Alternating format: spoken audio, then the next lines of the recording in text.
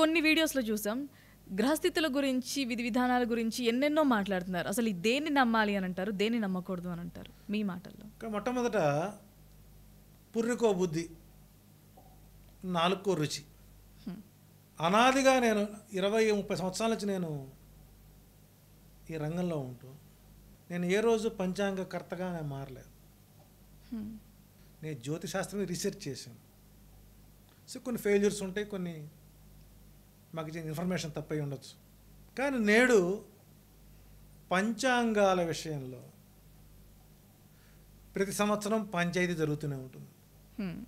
ఈ పంచాంగాలు అనేవి ఏమవుతున్నాయంటే copy paste పంచాంగం, ఫర్ సేల్ పంచాంగం.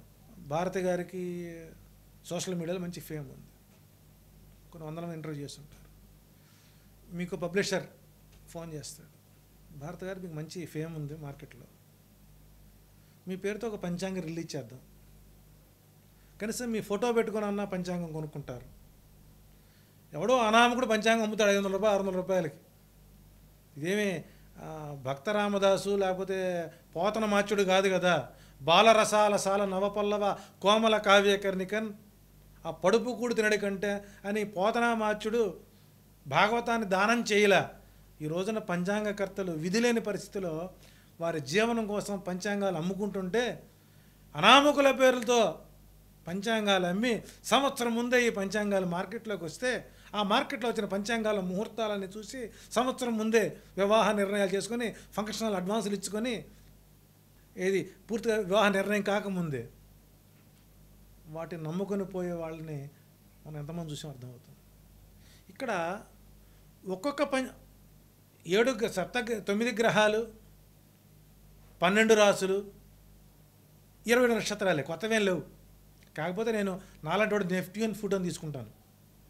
నెప్ట్యూన్ ఫ్లూటోన్ నేను క్రమంగా తీసుకుంటాను. నేను ఈ ఒక్కొక్క పంచాంగం ఇప్పుడు సుమారు నా దగ్గర కొన్ని పంచాంగాలు ఉన్నాయి. కొన్ని పంచాంగాలు నేను కొంట సహజంగా అన్ని కొంటుంటాను. నేను ఈ కొంటున్నప్పుడు ఇవి ఎప్పుడు కొన్నాను? నేను లాస్ట్ ఇయర్ ఆగస్టులో కొన్నా. Okay, last year August. Ugadi అంటే ఇక్కడ ప్రమాణం చదువుతున్నారు, ఉగాది రోజునే పంచాంగాన్ని తీసుకోండి అని ఇచ్చారు. ఉగాది రోజునే పంచాంగ శ్రవణం చేయండి, ఉగాది రోజునే పంచాంగ పఠనం చేయండి అనే చెబుతున్నారు కదా. ఆ రోజు వింటే గంగానది స్నానం చేసిన పుణ్యఫలం చెబుతున్నారు కదా. మరి పంచాంగకర్తలు వాళ్ళ యొక్క మినిమం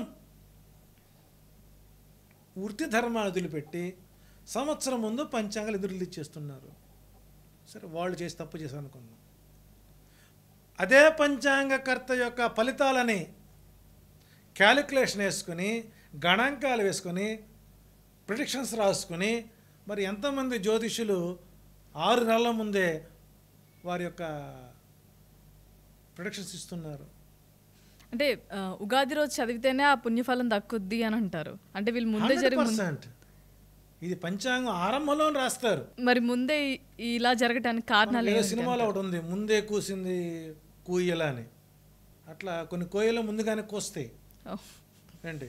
అదే సినిమాలో కనుక ముందే పూచింది మల్లెపూ ఆత్రేయ గారు చెబితే ఏదోరా ముందు దాని అవసరం అది పూసింది అంటాడు ఆయన. ఆత్రేయ గారు మాకు మంచి అవినవ సంబంధం ఉంది. కాబట్టి ఇక్కడ పంచాంగకర్తలు చేసే పొరపాట్లని అవసరం కోసమే ఇవన్నీ జరుగుతాయంటారు. పొట్టకూటి కోసం బ్రహ్మంగారు భజన చెప్పారండి, సింపుల్ మాట. ఎక్కడి మంత్రతంత్రములు, ఎక్కడి చక్రముల్, ఎక్కడి పాచికల్, పలువురు పెక్కుకూటికి వేషమయ శరభాంకలింగమా. శరభాంకలింగ శతకంలో ఆయన కాలజ్ఞానకర్త ముందుగా చెప్పాడు, రాబోయే రోజుల్లో సిద్ధాంతులు వస్తారు, రాద్ధాంతులు వస్తారు, యంత్రాలు అంటారు, పాచికలాటేస్తారు, గవ్వలేస్తారు, తమలపాకులు తీస్తారు, ఇస్తరాకులు పంచుతారు, గణాలు అన్నీ చూతారు. ఇవన్నీ కేవలం పొట్టకూటికి మాత్రమే. అది నిజమైంది. ఇప్పుడు పంచాంగంలో బల్లి పడిన శకునము అంటారు. బల్లి నెత్తిన పడితే మరణం, అంతే కదా. ఇప్పుడు చూసారా మీరు? ఇప్పటి వరకు వింటమైతే అదే విన్నాము. బల్లి పడితే మరణం ఎవరికి? మనిషికి తలస్నానం చేయాలి, లేకపోతే అదేదైనా జరుగుద్ది అనేది ఒక మూఢనమ్మకం అయితే ఉంది. సరే, కామన్ కలుగుతాం. సరే, బల్లి ఎత్తిన పడింది, దాని కింద ఉంచుతామా? 7 ఏళ్ళ కింద నెట్టేస్తాం అంటే చచ్చిపోతాం. నెత్తిన బల్లి పెడితే మరణం బల్లికి నీకు కాదు. ఇక బల్లి పడంగానే వాళ్ళు కంగారు, వాళ్ళని పంచాంగాలు చదివామే, నీకు పంచాంగంలో అసలు అది రాయాల్సిన లేదే, తిథి నక్షత్ర వార హోరాలకు సంబంధించినటువంటి అంశాలు మాత్రమే పంచాంగంలో ఉండాలి. రాశి ఫలాలు ఇవ్వాలి, లగ్న ఫలాలు ఇవ్వాలి, ముహూర్త నిర్ణయాలు చేయాలి.